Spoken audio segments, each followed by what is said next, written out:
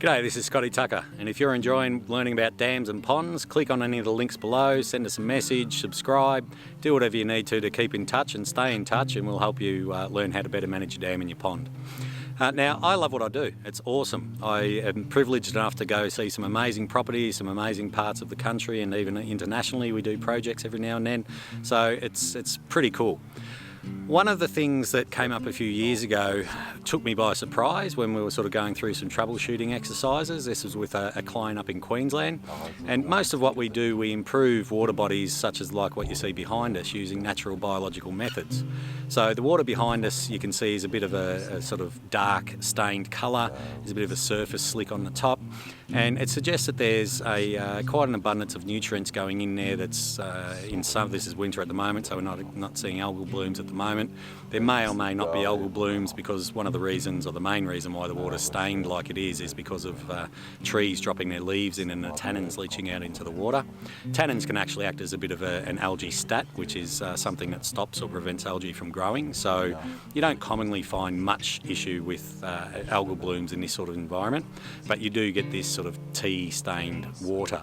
But this water's a bit beyond that. It's black and it's got sort of slicks on the surface, which is suggesting that there's some weird things going on and growing in there.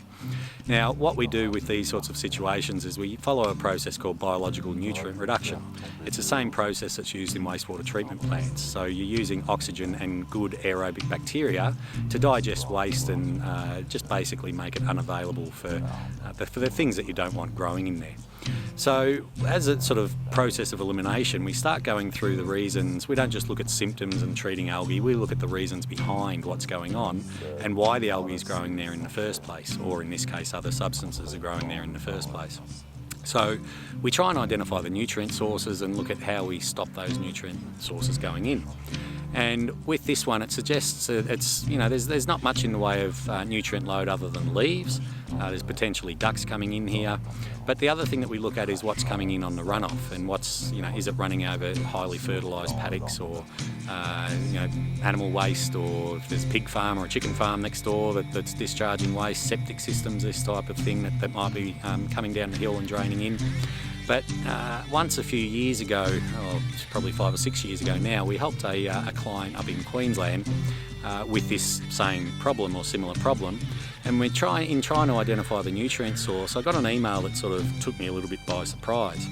It simply said, we think that now that we've thought about it, the nutrient loads are coming in from body seepage from the east wing.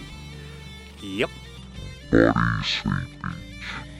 So this is something that I have experienced before, but even still, it's a little bit weird and a little bit odd to deal with. And I'm not sure if you can see behind me here or not, but up there in the distance, on top of the hill, is a cemetery.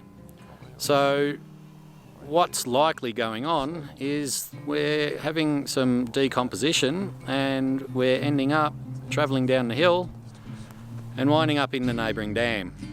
So the nutrients are nutrients. I guess we all end up back at square one, back to Mother Nature, and it's no different processing body seepage than what it is processing any other organic load.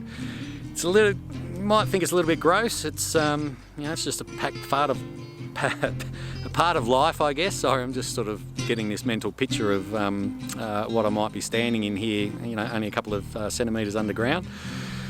Whew, yeah, but there you go, body seepage. So now we put our tried and tested methods of biological nutrient reduction in place to clean this up and get it into better condition to cope what's inevitably going to be more body seepage, because none of us are here forever.